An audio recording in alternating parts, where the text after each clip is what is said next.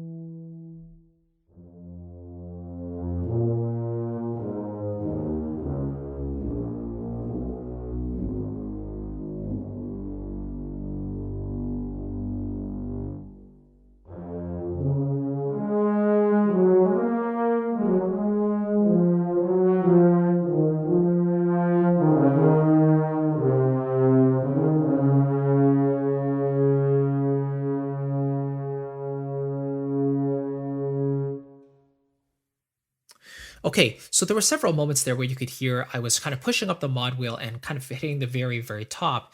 And what's interesting is that for the majority of the library, it's very based around kind of the mezzo piano register. So there's not a lot of brassy like fortissimo samples, none whatsoever, because it's actually kind of spreading and exploring the ranges of the lower dynamics, right? So the very, very quiet ones, and provide a very warm and mellow tone, which is what we get here.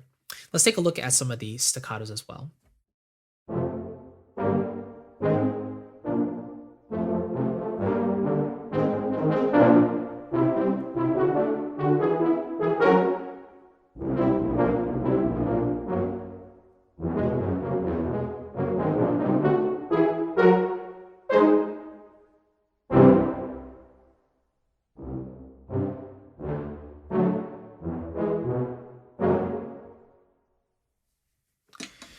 So just that beautiful sound from the MGM scoring stage there. Let's have a listen through some of the microphone positions, and we can hear the differences between the signals.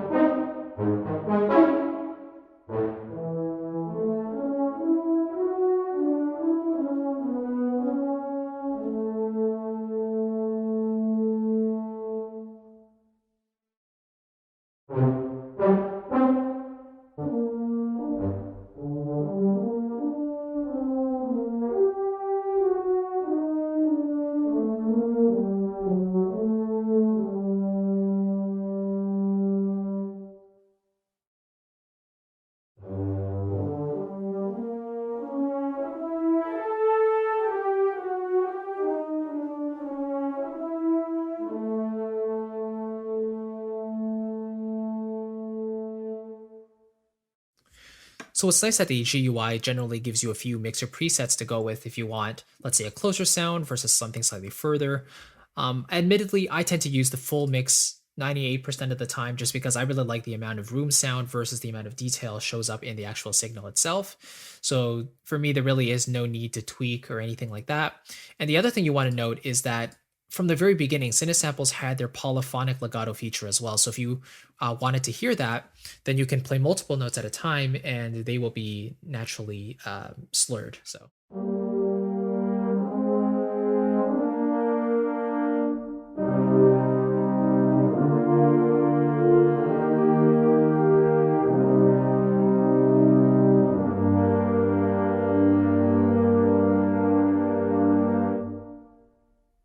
Which I think is just super cool. I mean, this is a feature I use all the time in my own production. So, yeah, I just love that they included that in such an early stage in the Cinesamples CineBrass lineup as well.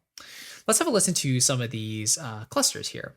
So I believe the lower end are more swells.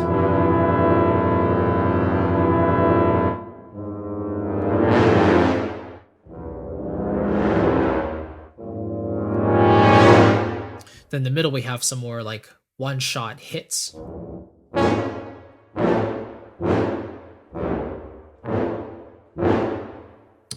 And then at the very top, some sustained like flutter tongues, tremolos.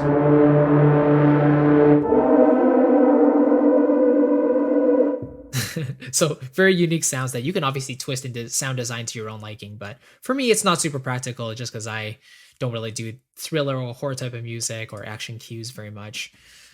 But let's hear these rips here.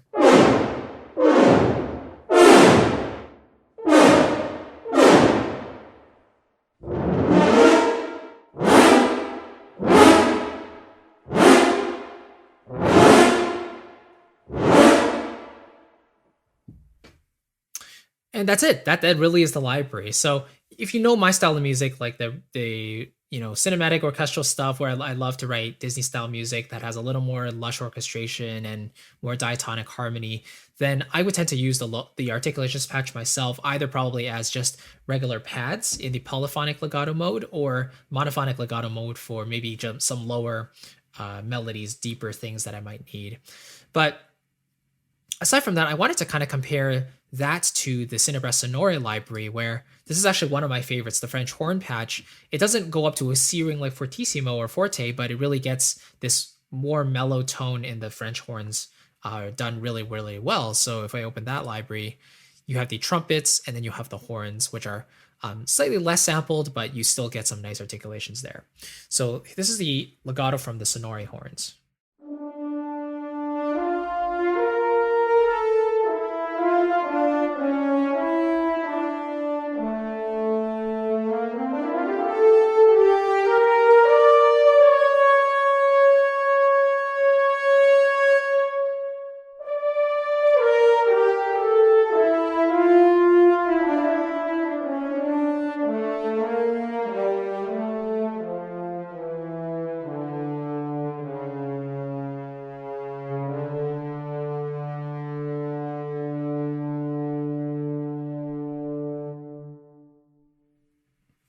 So you can imagine what it would sound like if you had kind of this nice horn soaring melody on top of some nice pads from the Horns of the Deep patch there as well.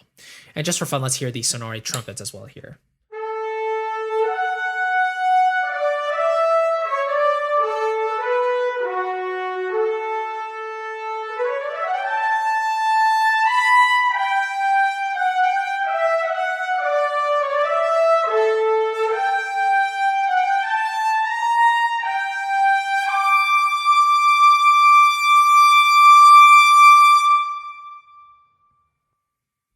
So generally a very, very sweet, creamy tone in those trumpets there. And again, a very well-rounded sound and warm, thick tone in the horns as well.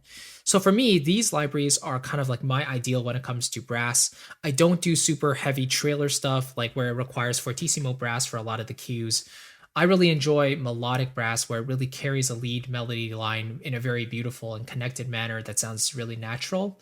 And CineBrass has always been one of my favorite brass lines ever. I think in terms of my go-tos, CineBrass and Cinematic Studio Brass are among my go-tos right now in terms of brass.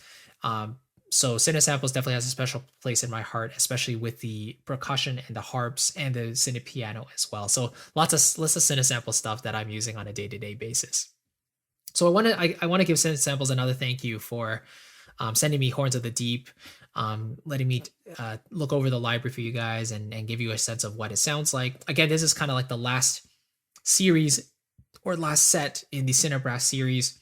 So if you are interested in kind of picking up some warm brass or checking out some of the other lineup, from the series, then it's a wonderful choice to go for if you're looking for some nice Hollywood sounding brass.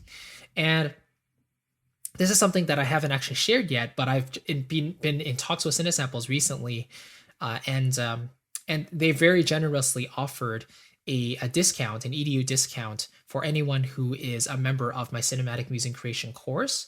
So if you're kind of on the lookout for some new musical education, you're interested in how to orchestrate, how to actually understand how to produce mock-ups and create really realistic results, I have an entire course dedicated to that called Cinematic Music Creation, and Cinesamples, among some other companies, have very graciously partnered with me to offer you some EDU discounts.